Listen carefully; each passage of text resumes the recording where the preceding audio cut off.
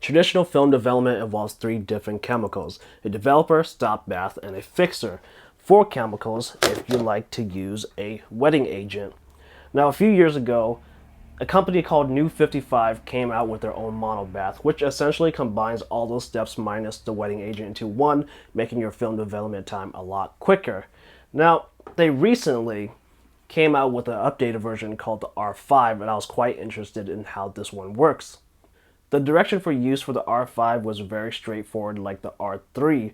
You first have to warm the R5 up to 85 degrees. It was recommended to just run it under hot water, but don't be like me and forget about it. Then you have to spend time using cold water to balance it back down. It is also recommended to keep your developing tank warm, just because you don't want to pour your correct temperature R5 into a cold tank, which makes the temperature fluctuate. After the R5 reaches 85 degrees, we have to pour into our development tank. We then have to agitate for the first full minute, then 5 seconds at each 30-second interval, for a total development time of 6 minutes. After the 6-minute development time, you can go ahead and pour the R5 back into its container for later use. New55 states that a bottle of R5 can develop at least 7 rolls of 35mm film, 8 rolls of 120 film, and 20 sheets of 4x5 film. At this point, all there really is to do is to thoroughly rinse your film. I do this by running it under room temperature water for 5 minutes. It is recommended not to use very cold water because this can cause reticulation, which could be a good or bad thing depending on you. Last but not least, hang dry your film and then do whatever you want with it after it dries. So how does the R5 actually perform? I think that showing you examples will really explain the situation a lot better. As you can see, my first roll of film came out very underexposed, and I just couldn't figure out why.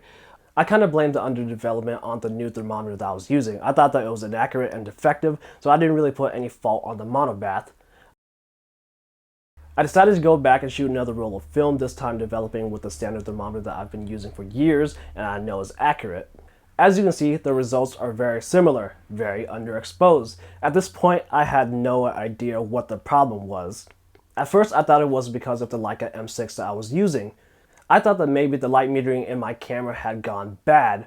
To test the light metering of the Leica, I decided to put it against the A7R2 and the A6300 that I already had. I put the A6300 and A7R2 on spot metering and kind of just compared the exposure readings that I was getting from all three cameras. It turns out that the Leica was within a third of a stop of the other two cameras, so I know that for the most part, the light metering in the Leica had no issues. At this point, there could only be two other problems. Either the scanner went bad or the developer is bad. I decided to test the developer out just because I didn't really think it was a scanner problem. To test the developer out, I decided to go back and shoot another roll of film, this time using a more controlled environment. For the first test, I just put the camera on a tripod and started burning through a roll of film. I first took a few shots with what the camera thought would be perfect exposure, ISO 100 f2.2 at a 30th of a second.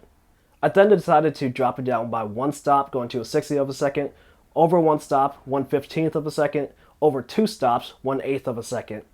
Developing this roll at the recommended 85 degrees resulted in what you are seeing in front of you. What the camera thought would be perfect metering was actually underexposed. Plus one stop actually looked pretty good, and plus two stop didn't look too bad either. These results pretty much cemented in my mind that it was a problem with the developer. The interesting thing about the R5 project itself is that it is very experimental. What I mean by this is that the developer, New55 themselves, don't really have a concrete, exact way of how to develop this film. You see, using R5 to develop is very dependent on temperature. Pushing and pulling film is actually used by adjusting the temperature. I actually contacted New55 about this, and I'm going to throw up a few screenshots of the various emails that we had with one another. Interestingly enough, R5 was actually launched with the development temperature of 75 degrees. It then moved up to 80 and now ultimately sitting at 85. Even though the instructions on the bottles of R5 that I purchased say 85 degrees, that's technically pushing the film by one stop. This was decidedly so by the manufacturer for various reasons, but mainly what I got from it was because as you're developing within that 6 minutes, the temperature does decrease over time, so they're just trying to compensate for that loss. But as you can see, In my personal experience, this compensation was not enough, nowhere near enough, because I was underexposing by a stop or two. As you saw in the email, 75 degrees would have been pulling one stop, 80 dead on, 85 pushing one, 90 pushing two, and 95 pushing three. It was not recommended to go under 70 or push over 95 because around 100 you would get negative results. Considering that 85 degrees was already pushing one stop, and looking at the result that I had from test 1, I decided that I was somewhere between 2 and 3 stops underexposed. 2 stops was a little bit underexposed and 3 stops was a little bit over. So for my last test, I went back and shot another roll of film and tried to develop somewhere between 2 and 3 stops. Since 95 degrees would have been 3 stops, I decided to shoot for somewhere in between and went for 93 degrees. This seemed to be just what I needed. As you can see, the results are pretty much spot on. At what the camera thought would be perfect metering, the histogram pretty much shows that I have perfect exposure. Overexposing by 1 or 2 stops wasn't too bad either, but it's pretty obvious that it is overexposed. In comparison between 85 and 93 degrees, there is a clear difference. 93 degrees is pretty much the temperature that I need to be developing in.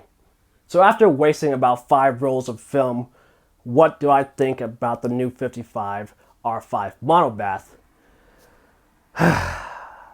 It's such a tough call. Like I said, R5 is extremely experimental in my opinion. And it took me a couple rolls just to figure that out. And it's a couple rolls of wasted film. It's a couple bucks per roll of film, and there was a lot of images that I wanted to keep and which are completely underexposed and lost now. At the end of the day, in my opinion, R5 is the simplest and fastest way to develop black and white film. If that's what you're looking for and you're willing to experiment and play around with temperatures and just really get a feel for the item, then this is a great product. If you don't mind developing film the traditional way, just stick with it.